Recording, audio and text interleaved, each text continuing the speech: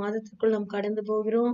கர்த்தர் நமக்கு இதுவரை நான் தந்த எல்லாவற்றுக்காகவும் எப்போதும் சொல்ற ஒண்ணுதான்.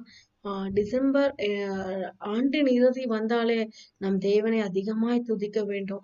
ஏன்னா கர்த்தர் நம்ம இந்த ஆண்டு முழுவதும் நடத்தி இந்த மாதத்தான் இந்த வருடத்தினுடைய கடைசி டிசம்பர் மாதத்துக்குள்ள நம்ம கடந்து போக போகிறோம்.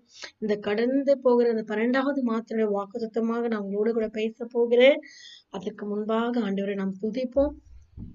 நம்ம இந்த மாதத்தின் வருடத்தினுடைய கடைசியில நம்ம இருந்தாலும் தேவன் அநேக பாடுகள், நிந்தனைகள், போராட்டங்கள், துன்பங்கள், பல அவமானங்கள் என்ன இருந்தாலும் தேவன் நம்ம இதுவரையும் அழகாய் நம்மை நடத்தி பாதுகாத்து வந்த கிருபை கர்த்தரை துதித்து டிசம்பர் மாதத்துடைய வாக்குத்தத்தங்கள் கடந்து போகிறேன்.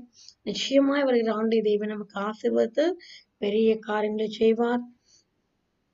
தங்களாக இந்த மாதத்தின் கர்த்தர் நமக்கு கொடுத்தவர் கொடுத்த ஒரு வாக்குத்தத்தம் ஏசாயா 61ஆம் அதிகாரம் 7ஆம் வசனத்துல இப்படியாக சொல்லப்பட்டிருக்கிறது.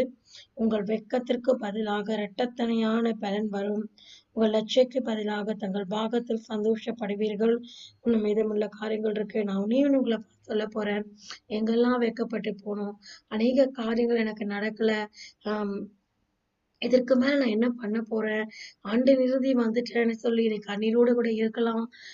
அநேக இடங்கள்ல இந்த வருஷத்துல தோல்வி மேல தோல்வி, ஒரு ஜெயத்தை கூட நான் பார்க்கல அப்படின்னு கூட பல காரியத்தோட எனக்கு இதை பார்த்து கொண்டிருக்கலாம்.